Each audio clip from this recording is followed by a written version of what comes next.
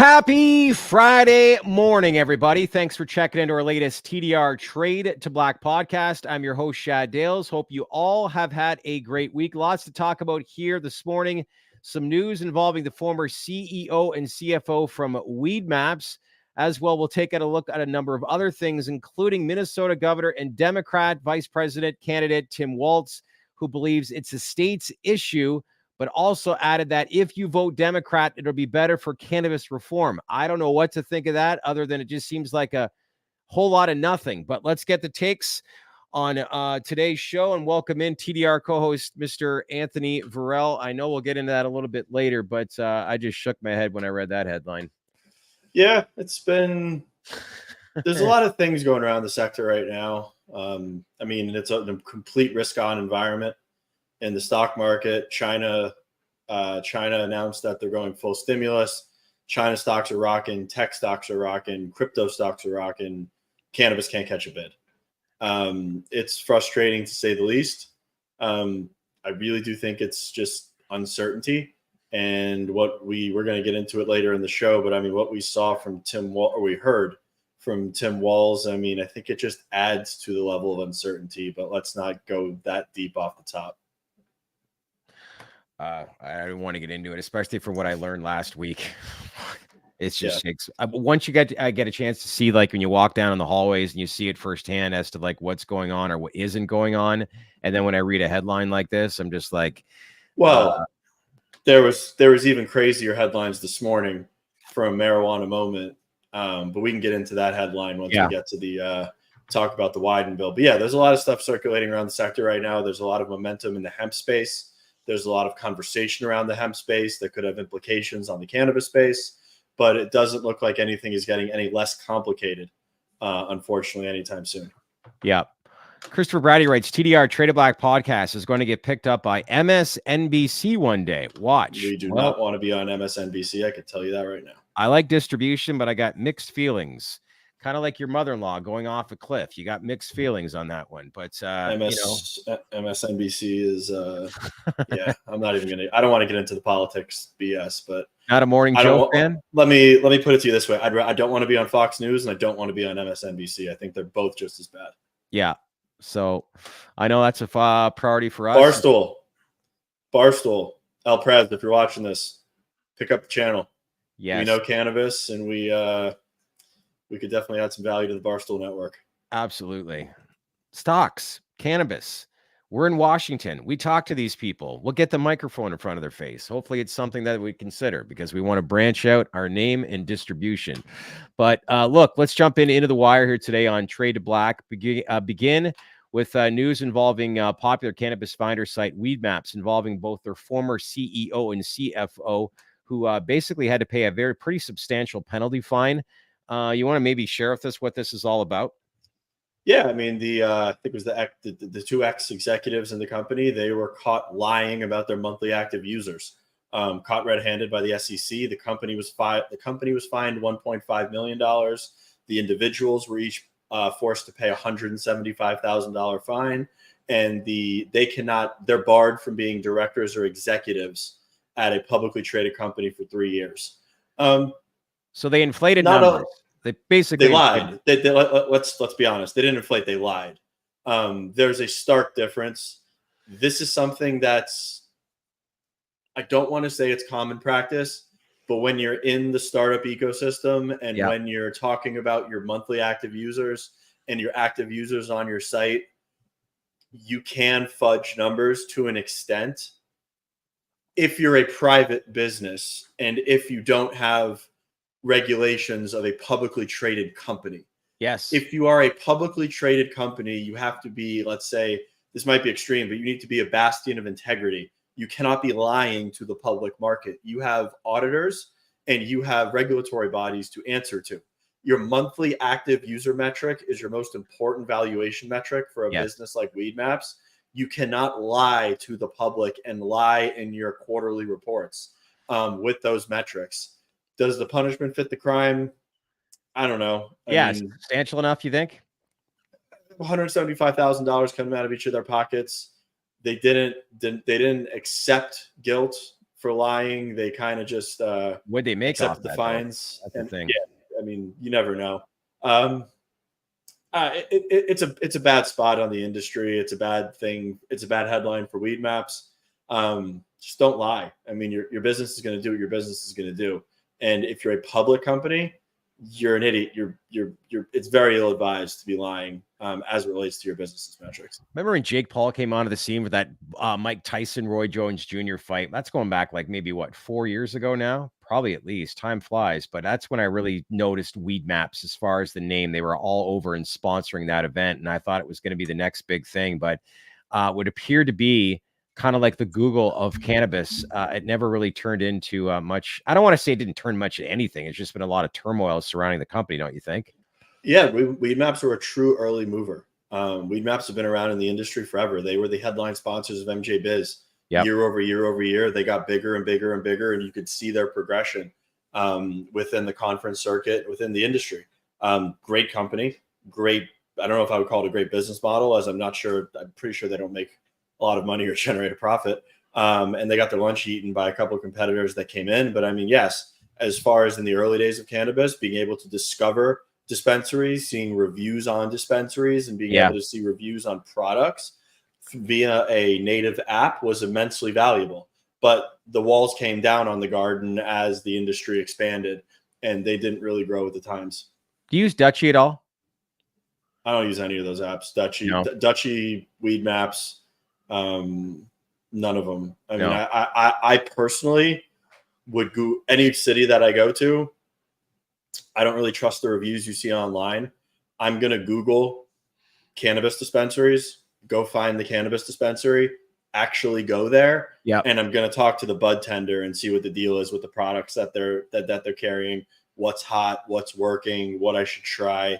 I'm going to take their opinion at face value much more seriously than what I'm going to see via a recommendation engine that can potentially be biased, that probably has some sort of paid ad suggestion engine in it. I would use my process over, let's say, a Weedmaps for recommendations 10 times out of 10. No one clicks on paid ads when they're looking for something, but yeah, this is where bud tenders for sure, especially for newer consumers as well, because there's a lot of questions that they're going to want to know. And the only way to find out, obviously, is through education. But better times, to say the least, than what they went through. You have to wonder if Billy McNarland from Fire Festival was one of their consultants for that company, because you see Fire Festival 2 is coming out. I did see that. He's actually going to do it. I think it was... there's a 2,000. I'm not sure with the island, but there's a 2,000 ticket allotment. Oh, and I think there's a 30,000 person waiting list, as per what he said. I know. I did see that. Getting all these ads now. Where's it being held? Let us know, people. I saw that online, but I was the Dominican, one of the islands. But yeah, I just was like, man, this guy seriously is not going to go away, and he's trying to redeem himself. Yeah. But all right. Last week, I didn't even realize this until I was looking through my phone the other day, but I did get a chance to interview Oregon Senator Ron Wyden actually last week. Got his take actually on the cannabis space. He's all for it with regards to safe banking. His concerns were for safety issues, but you can kind of understand based on our next topic as to some of the regulations with this new bill called CSRA, which stands for Cannabinoid Safety and Regulation Act, which he announced as a standalone bill to basically regulate a lot of the stuff that you and I have been talking about, especially you, over these last few months. But I think it's important. We want to bring this up again and maybe walk people through what this bill actually entails. So let's do that. And I guess my first question to you is, what's the first thing that you think has grabbed your attention when going over this bill? Yeah, so a couple of things. I mean, I think the bill makes a lot of sense. The bill calls for FDA rules and regs and FDA oversight on cannabinoid products as they're defining them. And those cannabinoid products are anything that contains THC and cannabinoids that are derived from hemp, taking that a step further as defined by the 2018 Farm Bill. So unpacking that, this bill would make sense, and this bill would be positive from an implementation standpoint if the definition of hemp stays constant with the way it's defined currently in the 2018 Farm Bill. That being said, this morning, Marijuana Moment reported that Senator Rand Paul has introduced a bill to redefine hemp via the Farm Bill up to containing 1% THC versus the 0.3% THC. So actually, why do you think that is? What does that mean if you read between the lines?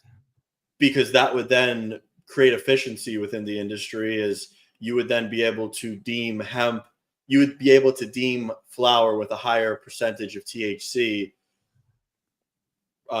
deemable for hemp products and being extracted that way. I mean, I don't think I don't call what he's doing sensible. I mean, I think it's probably going to make the convoluted nature of the relationship between hemp and cannabis even more frustrating. But I also want to, everything that I've said and everything that I'm about to say in regards to this bill and that bill, I think should have one overarching theme. These are bills. We haven't seen anything get passed with the exception of the Farm Bill in 2018 as it relates to defining hemp. I don't have a lot of confidence that this Wyden bill, what Senator Paul recommended today, any of these things get legs and actually pass. But they are making good conversation for what the regulations should and could look like in the future. And one of the most important things that I've extrapolated.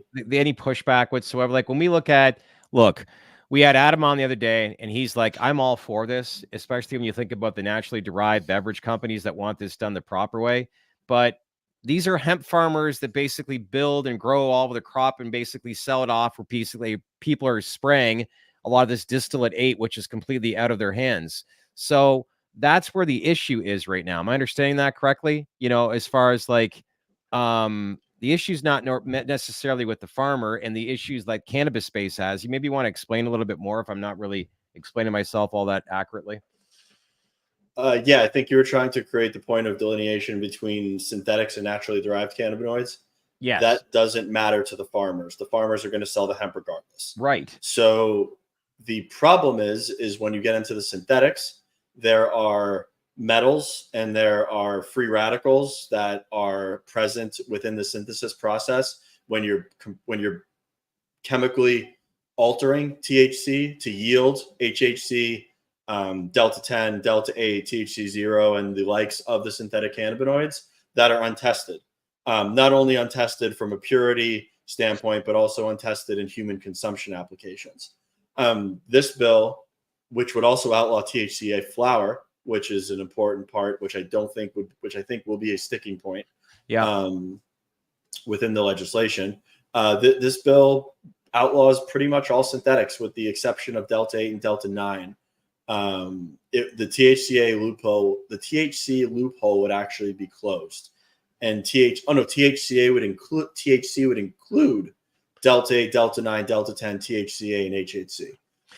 But this would also bring down rules and regs from the FDA, which I'm assuming would need safety testing and standards that are developed around all of these products before there would actually be an FDA label on any of the products. And that FDA label, which you do see on alcohol as well as beer, is what alcohol producers need to enter the cannabis space. They're waiting, and this is firsthand knowledge from people in the alcohol industry.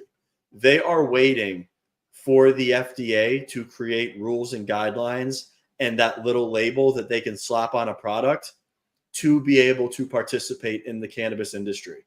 Now, before everybody gets like up in arms about this, I'm saying alcohol producers, not alcohol distributors that are currently distributing the hemp beverages that we're seeing in the market. From a production standpoint, to stand behind the product and put their name on it, they need, the big alcohol producers need an FDA label to go on that beverage or on that product. Which is huge. Massive. Yeah. So that makes complete sense, Mr. Vickers. And Adam Terry actually pointed to this the other day.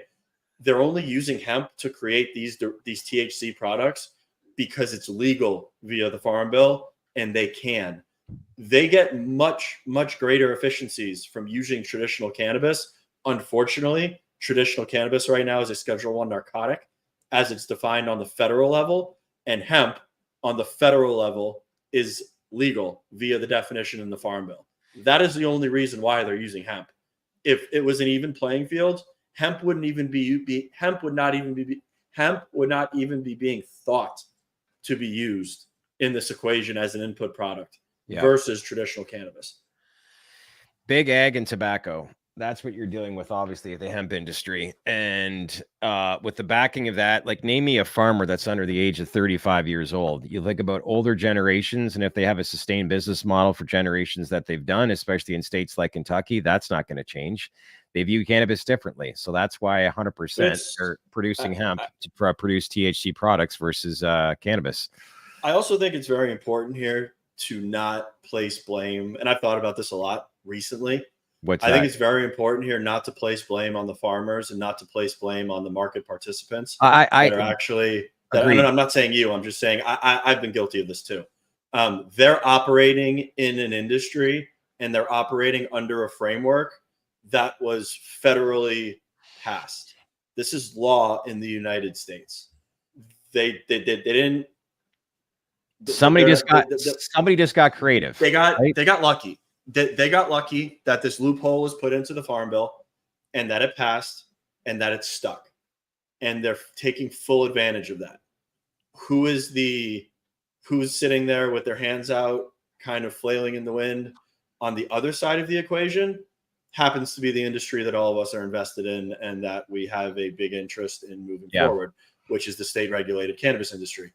If the numbers are correct, and the hemp industry nationwide is anywhere between, let's say, $25 and $30 billion, it's the same size as the legal cannabis market, pretty much. Yeah, Eric. Think about that. We've had him on before, and he was saying closer to 6. Well, beverage, or are you saying the hemp industry as a whole? No, as a whole. I think Adam on Wednesday alluded to the entire industry being around 25 to 30 billion. And if I had to guess, beverages as a whole, might not even be 10% of that. On the hemp side, really? Mm-hmm. Yeah, I guess, because there's a lot. This is anecdotal, and I'm just going off of what I've seen that's public information. I'm pretty sure, and Aaron Nosbich, the CEO of Breeze, puts all of his analytics and his sales numbers and his marketing stuff actually out there on his Twitter. I think Breeze is on track to do somewhere between 30 and 40 million in sales this year. And I'd have to guess that Breeze is a top 3 or a top 5 beverage in this space. So if you want to extrapolate that, I would have to say that the beverage category is probably somewhere between 1 to 2 billion. I could be very wrong here, but that's just back of the napkin math. Anybody that wants to correct me on that, or anyone that actually has hard numbers, I'm all for more data. I think the big thing I learned from you and Adam actually the other day was just, how these cannabis companies could get involved with this. And you look at brands like Wana Brands, Cantrip, but when you think about the overall distribution size, and yes, if hemp is redefined, but if there are certain things that, within the legal framework as to when things are finalized, I think this is a very, it's at a crossroads in some ways with regards to this space and how this could really actually fast track a lot of companies, which is why it's garnering a ton of attention for cannabis companies to pivot in this space.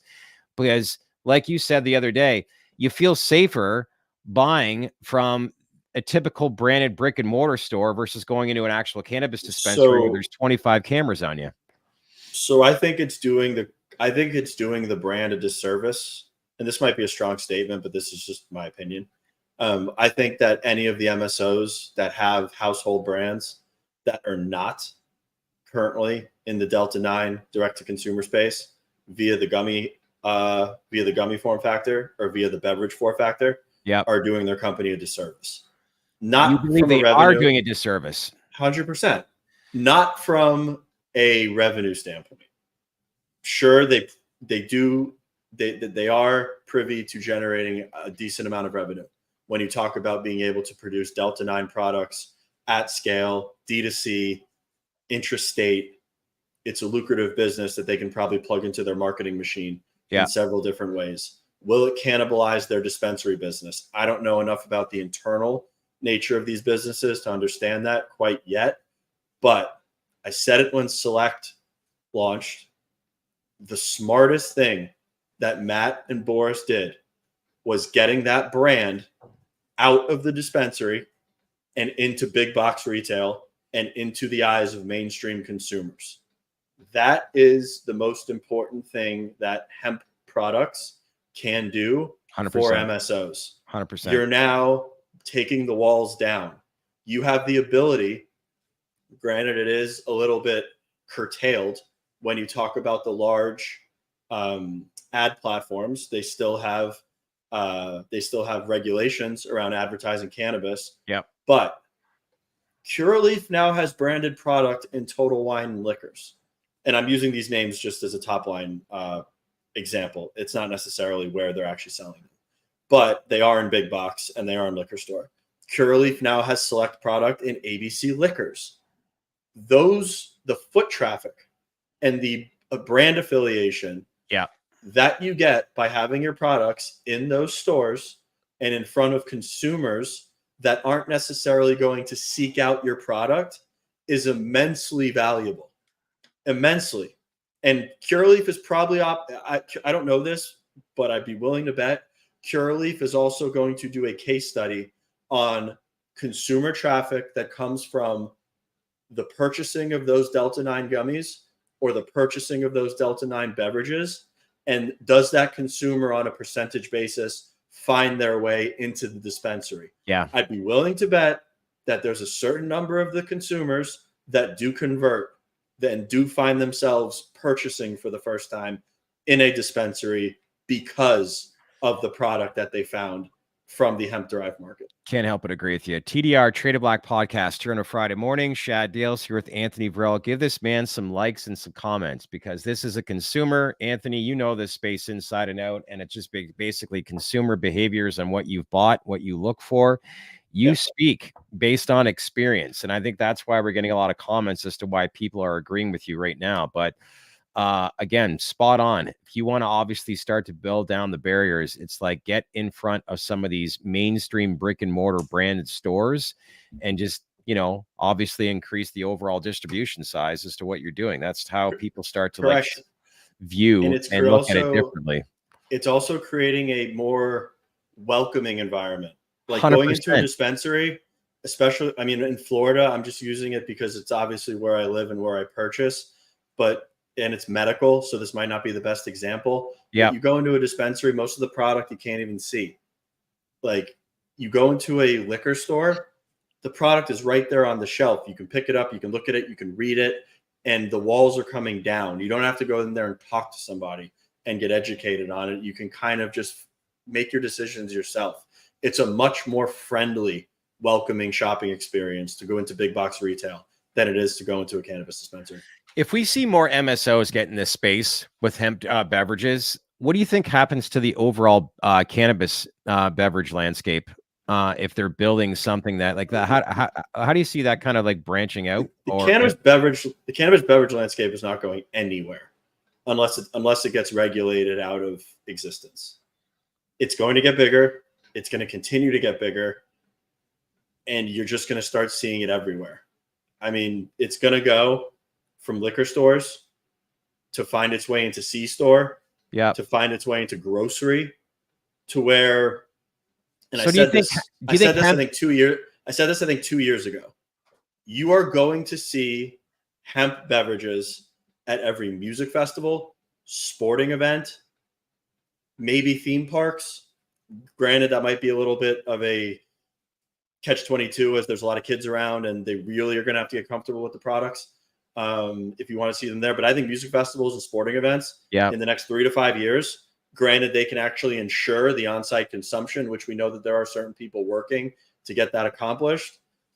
You'll see those products everywhere. There will be hemp beverages everywhere they sell alcohol, unless there is some very, very restricting regulations or the complete repealing of the definition of hemp via the Farm Bill. Yeah. Well, when you add in all those locations, very telling for the growth of the industry. But if you could tie it back in and have like just more availability at a lot of bars and restaurants, because let's face it, seltzers in general, I think that's where it kind of started, was a lot of these events. And eventually it was just the everyday around the corner, and suddenly people's lifestyles and consumer habits had changed drastically. But I mean, we had them at the Stanley Cup Finals at the Panthers games. How good are they? That's all you need to know. I've never had one. Like, are they good? Of course. Of course. I mean, as far as the ones that I've had thus far, I've had Wana, which, to be honest, I like the best. It's a very small can, 5 milligrams, lemonade, strawberry lemonade, tastes really good. And they have CBG and THCV in them, which I like a lot. I really do like cantrips. I like cans as well. They're very good flavors. And I like Happy. And I have Tempters that are actually on the way. So once I try those and can make an informed statement on the brand, I will let everybody know. But I mean, one thing that I have seen, and this isn't a knock, this is just a personal preference. A lot of the brands have very floral flavors. So they're putting like cardamom in them, huckleberry, lavender. I'm more of, and that might be to mask the potential cannabis flavor within the beverage. I'm more of like a straight shooter. Like, give me a lemonade, give me a strawberry lemonade, give me a mocktail, which is what Tilray actually had just launched in the beverage space, and I'm happy. But Cantrip and Can, from my understanding, they do have those floral notes, and they do sell a hell of a lot of beverages. So it's obviously catching on with people coast to coast. Do you think hemp beverages are a gateway to replace alcohol beverages? No, it's a different experience. Yeah. Replacing, no. I mean, I'm not going to lie to you. How about taking a big market share from them? I mean, we saw in Minnesota, they're taking double-digit market share from liquor stores. Yeah. From a sales perspective, but it's a different experience. I mean, don't get me wrong. People are gravitating towards cannabis and less from alcohol. It's a generational shift. Yep. But the user experiences are not the same. Like, they're not. When you say user cannabis, when you say user experience, you don't have to go too much into it, but what stands out to you most when you outline that and mention that? I mean, being intoxicated from THC and drinking alcohol and being intoxicated from alcohol are two completely different experiences. Yeah. I'm not saying the cannabis is not uplifting, because I have drank certain beverages that are uplifting and that I do prefer. But I mean, having a tequila soda at a concert and having a bunch of cannabis beverages at a concert, not saying I prefer one to the other, but they're a very different experience. Yeah.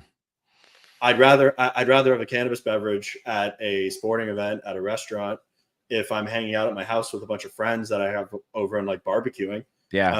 I don't have a hangover the next day. I prefer that experience, being high and intoxicated and consuming intoxicating THC versus alcohol. But they are, no matter what anybody says, I mean, it is a very different experience. You're not going to get the guy that goes to the Dolphins game and wants to drink half a bottle of Jack Daniels in the parking lot. That guy is not going to start slamming a 6-pack of cannabis beverages. It's just not going to happen.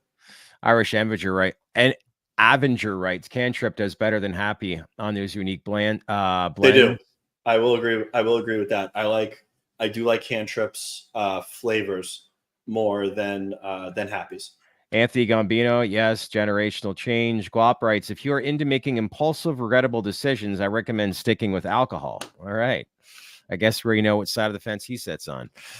But regardless, it's personal preference. Yeah, I think if anything, it's great to have the conversation and see, like, I think if anything, it was a good educational piece to really understand where the space is right now, understanding the naturally derived kind of like legal side of the hemp space pertaining to what Adam's doing, and then obviously the synthesized synthetic versions, which a lot of people have concerns about, and really redefining hemp and clarifying, what people involved in that space want and don't want. And it was clear that obviously Adam wants to disassociate himself with that kind of brand and image, which makes complete sense. But curious to see what kind of footprint a lot of the large MSOs will have in this space, because I know they're starting to pivot and they're making this a major priority. But all in all, you get an idea as to how this is really going to change the industry a lot and relatively fast. It's already changing the industry drastically, especially with Tilray's announcement. That's big. Tilray is. I didn't want to really get too much into Tilray with Adam. I wanted to focus on like the issues at large and Cantrip. But Tilray getting into the industry, I'm not going to lie, Irwin's about a year late getting into the industry, but that should put everybody on notice. He's got brand recognition already in the Southeast region. That's half of it. He's got brand recognition coast to coast. He's got microbrews and craft beers in Colorado, California, Georgia, everywhere. Yeah. That means that he has manufacturing infrastructure, he has distribution infrastructure, and he's got the relationships already set up. I know. His brands of beer, Shock Top, Sweetwater, I don't even know if I would truly call them craft. Like Adam had said, he's probably distributing through the big boy distributors. So now he can leverage those relationships and go, guys, you're selling X amount of this beer through to the channels. Now here's an MOQ on a monthly basis. Go sell my hemp beverages if you want to keep growing the beer business. Look, when we've had him on in the past, basically he said, like, look, we're probably 8 to 10 years away from cannabis beverages. And that was kind of the game plan going in. But do you think this in some ways was the wrong turn down the right road? And this just opened up the door with everything that they built infrastructure wise to jump into this hemp space? Because look, they don't have to wait. These are cannabis beverages, though. So as far as how would that work as far as like interstate commerce? Like he's basically set up, they announced earlier this week that they have a hemp basically derived beverage that they're kicking off. So he's going to be able to sell that across the country, from my understanding, based off that announcement, correct? Correct. But that is a that's what I also don't want people to get confused. That is a cannabis beverage. A hemp beverage and a cannabis beverage are the exact same thing. The only difference is the input product that's creating the THC is legal via the 2018 Farm Bill, and cannabis is a Schedule I narcotic on the federal level and illegal. That is the only difference. But the THC that's in that can is the same THC, whether it's coming from one side or the other. But from a distribution standpoint, he can actually basically sell through interstate commerce. Like he can cross. Of course he can. They're hemp derived. Of course he can. They're hemp derived. HDD, as he's defining it from a corporate perspective, HDD9. That's where I'm trying to get an understanding. Like, do you think when he made a lot of these acquisitions over the last 24 months, he could see this coming? Or do you think it was more or less just something that he kind of learned along the way and they're pivoting? I don't know how we could search for it, but you could probably pull the tape from some of our podcasts. 18 to 24 months ago when he first started buying the assets. And I literally said, he's doing this for cannabis beverages. Yeah. He just finally got into the game. Yeah. It's just that the hemp side basically opened up the door for him. As much as you're saying hemp and cannabis beverages are the same, the reality is that he fast tracked his way and now he doesn't have to wait the 8 to 10 years. And through this loophole, it's just like he's doing it. I'm saying hemp to be proper. I'm only saying hemp to be proper.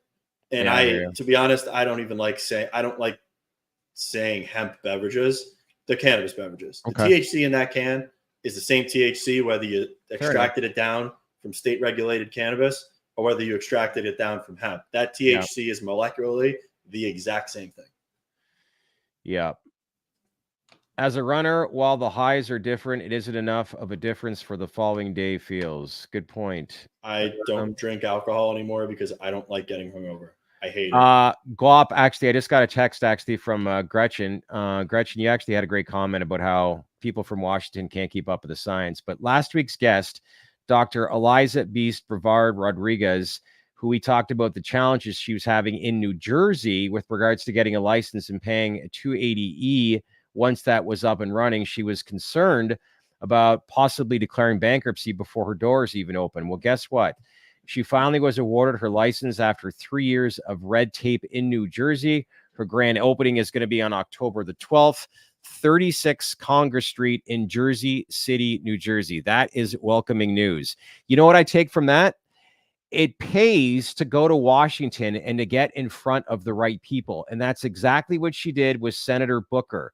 So I emphasize and strongly advise anybody that's following here, you too can go to Washington to push the narrative forward for this industry. If you want change, make the effort. Don't have to go next week. You can go any specific time. Buy a $200 plane ticket, go for the day and fly back home. But just get in front of these people and talk to them and tell them. That's a great story. And I mean, I'm glad she did it because, I mean, I know she'd said that 2 weeks she could be potentially bankrupt. And I mean, someone just commented on Twitter that as a person who works in cannabis retail, beverages aren't that sought after. The thing that you just said is completely true. And that's that you work in cannabis retail. They aren't popular in dispensaries. They're immensely popular everywhere outside of a dispensary. and the fact that I can go online and order them to my house. That's just it. That made the category explode. You nailed it the other day. If I have to walk in, look, we cover the space, but if I don't follow the space and I walk into a dispensary, like when I was talking to people in Michigan, there's people like, nope, I don't want to try cannabis, even though it's medicinally and recreationally legal in the state of Michigan, but they have to do drug testing within their actual employer. That alone keeps people very skeptical. Not to mention, you don't know what today's day and age holds. If you walk into a dispensary, you got 25 cameras basically being filmed. It creates a sense of uncomfortableness. However, if you've got beverages available at some of the more well-known brick and mortar stores, whether it's in Florida or whatever state, you can imagine not only it's going to attract people like you, but new consumers and even like the female demographic as well. Like it's just branding and marketing, and that's a huge opportunity to say the least. Where we got now? Verano. Yeah, what's the latest on that? They expanded, I think it's to their 8th dispensary in the state of Arizona, Zen Leaf location. Yep. You want to maybe touch on that?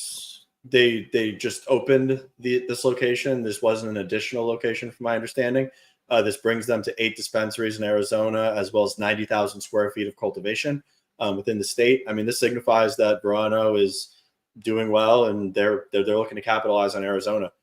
This particular location is in downtown Phoenix. I think it has like 55,000 cars or people that go by it per day in terms of foot traffic. So, I mean, as far as Phoenix goes, this sounds like prime real estate.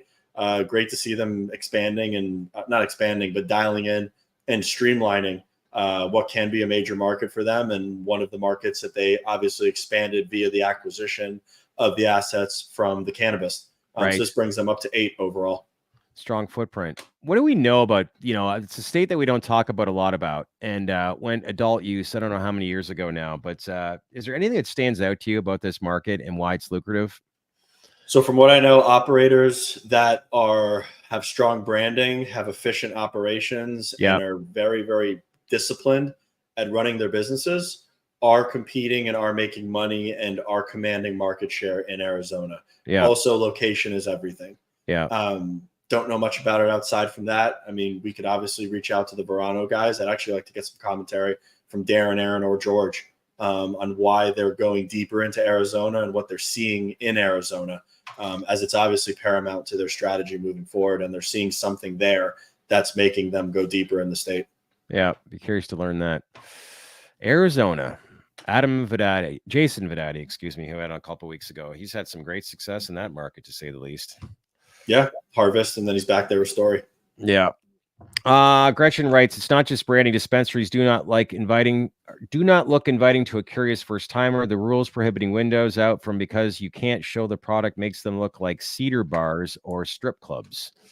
That's calling it like it is. I'm not going to say you're accurate, but I can understand, at the end of the day, if you're driving by and you see a lot of that stuff blacked out, for 100%, it does not look appealing and have good curb appeal. But great points, Gretchen, to say the least.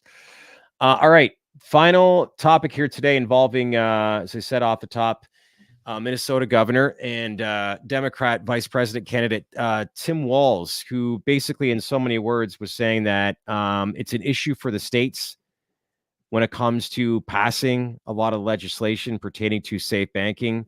He also believes when it comes to cannabis reform, did I read that correctly, or did I thought that's what he was saying? Wasn't safe? I thought he was talking about cannabis reform and that to vote Democrats. No, he said that he said that cannabis is an issue for the states. He said that if you want to get safe passed, you need to put more Democrats in the House and Senate, as it relates to the regulatory reform. I'm kind of pissed off with what Walz said. I mean, I really am trying to not get political in this segment, but at the same time, he didn't acknowledge rescheduling. For him to come out and say states' rights and, if you want to get safe passed, put more Democrats in the House and Senate is a bullshit response. I don't like this response from whatsoever. I don't like the continued not mentioning rescheduling and downplaying rescheduling from the Harris campaign. Yeah. I'm not saying that it's something that's overly negative, but it's just adding to the uncertainty in an already very uncertain environment. This comment from him is not what I wanted to hear, and I don't think it's on par with anything that we deserved. I think he was completely wrong in his assumptions, and he said all the wrong things. It was a bullshit statement.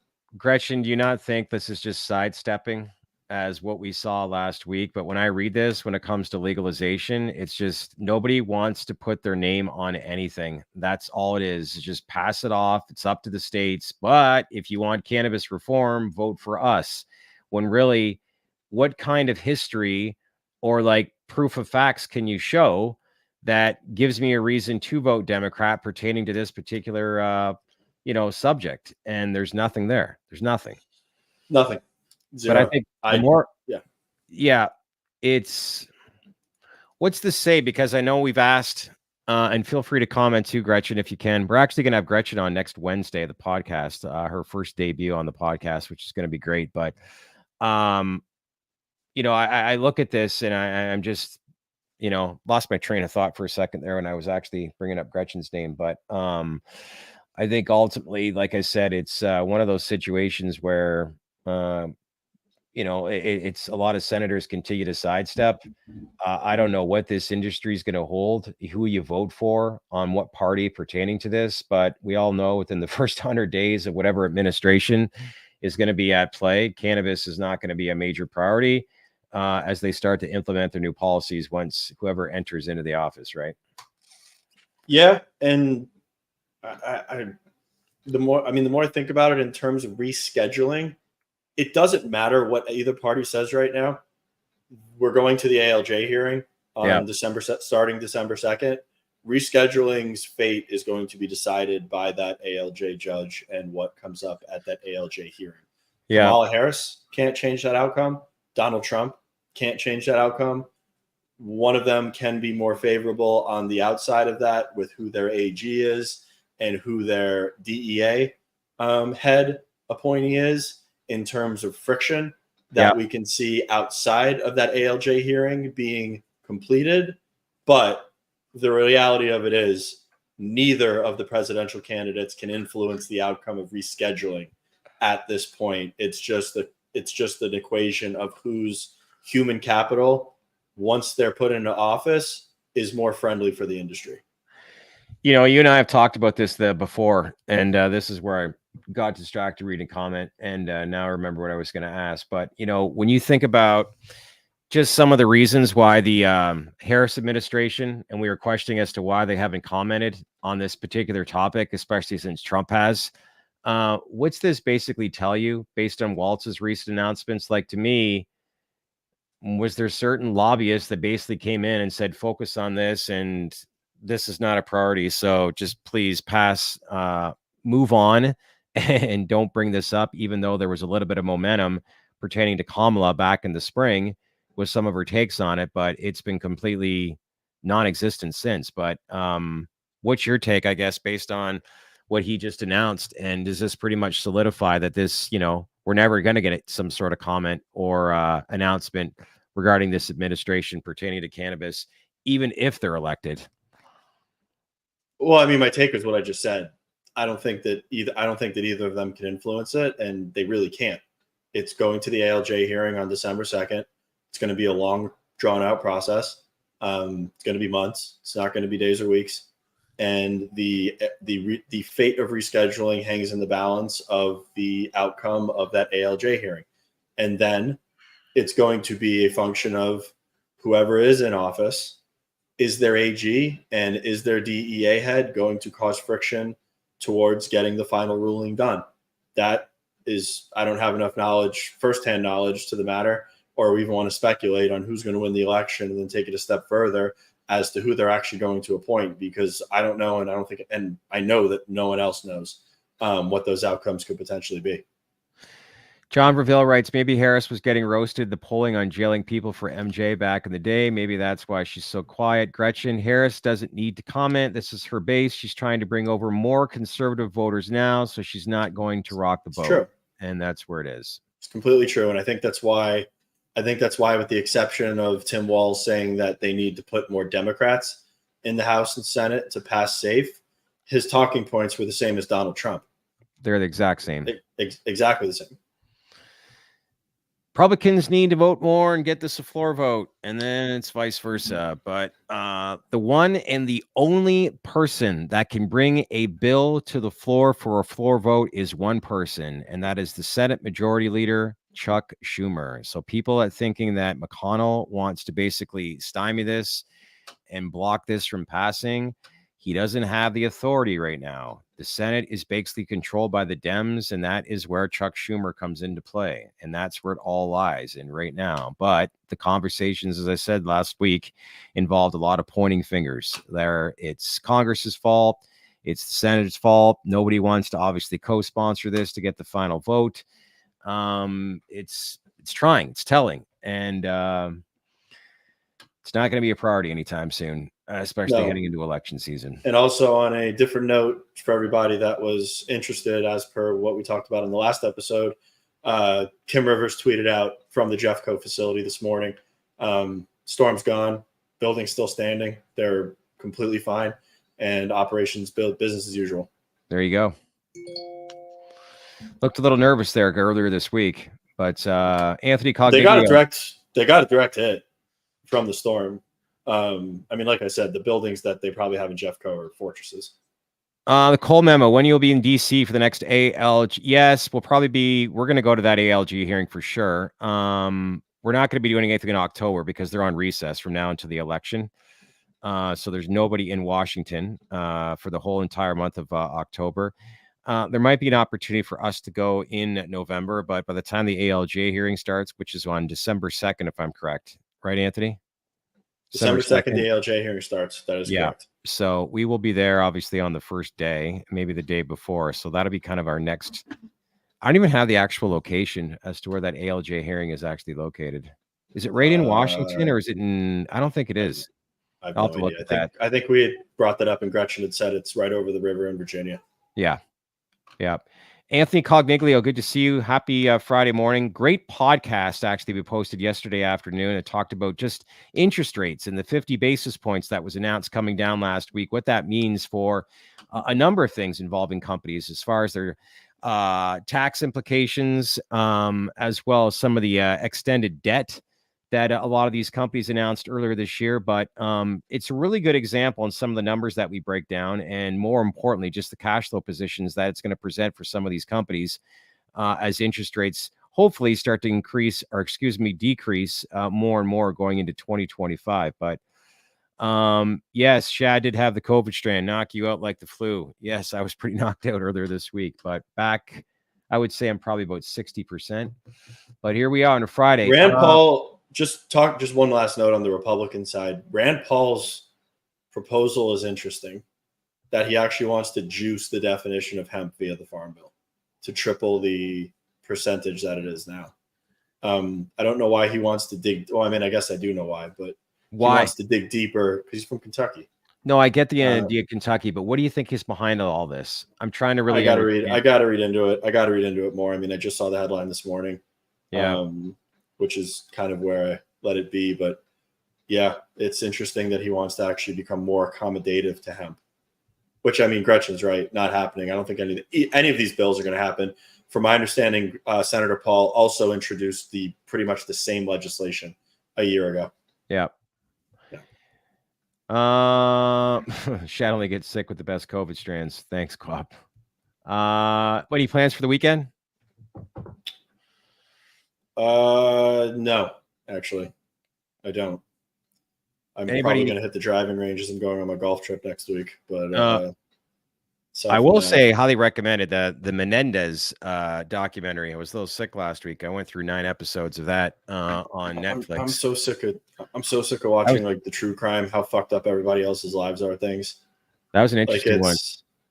Have you watched the Aaron Hernandez thing? Wow. Like, don't get me wrong. Is that the one that's a couple years old?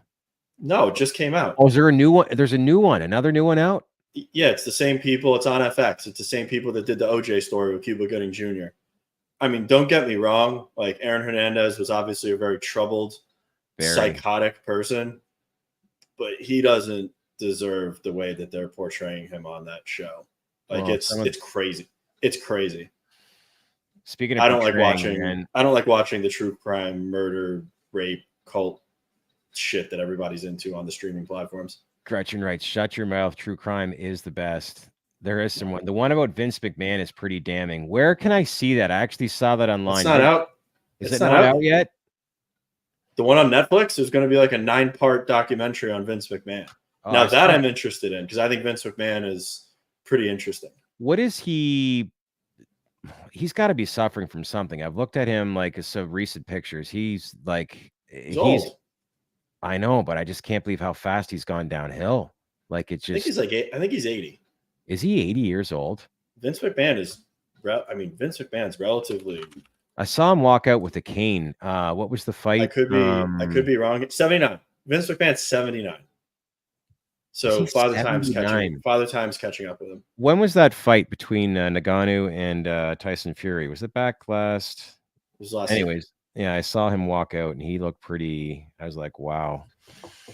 But a lot of stuff going on. I don't know. I've watched a little bit of this. I'm flooded everywhere I look right now with videos and everything online regarding P. Diddy. But holy Jesus, man. That is going. And 50 Cent has been filming basically a documentary for 10 years on this. And he just sold it to Netflix. Can you imagine the numbers as to what that documentary is going to actually receive? Anyways, we don't have to get into that. But some interesting stuff that's recently developed. But yeah, good luck to your Dolphins this week. You guys are toast for the season. I watched the Cowboys last night and only 26 flags in the first quarter, but I'd shut her off. But I am going to the baseball game tomorrow between the Tigers and White Sox as Detroit tries to make the playoffs for the first time in 10 years, the longest drought right now in Major League Baseball. The city is alive and well, has become a baseball town. In the meantime, don't forget to subscribe to our Baked In newsletter. Lots of great takeaways from this week. Quick recap of some of the stuff from this morning's newsletter on what happened this week and some of the takeaways that we think we can take away from some of the information that was shared. But we have that all available in our Baked In newsletter. Please subscribe by clicking in the QR code here at the lower right-hand corner. It's also in our comment section, and leave some comments below. And we very much appreciate the feedback. Small Cap Sunday podcast coming up this Sunday night with myself and Bill McNarland, featuring our latest 5 small cap companies that you might be unaware of and why we actually like them. So make sure to log on Sunday night at 8 o'clock. Enjoy the rest of your day, and we'll see you back here Monday. Thanks, everybody. Take care.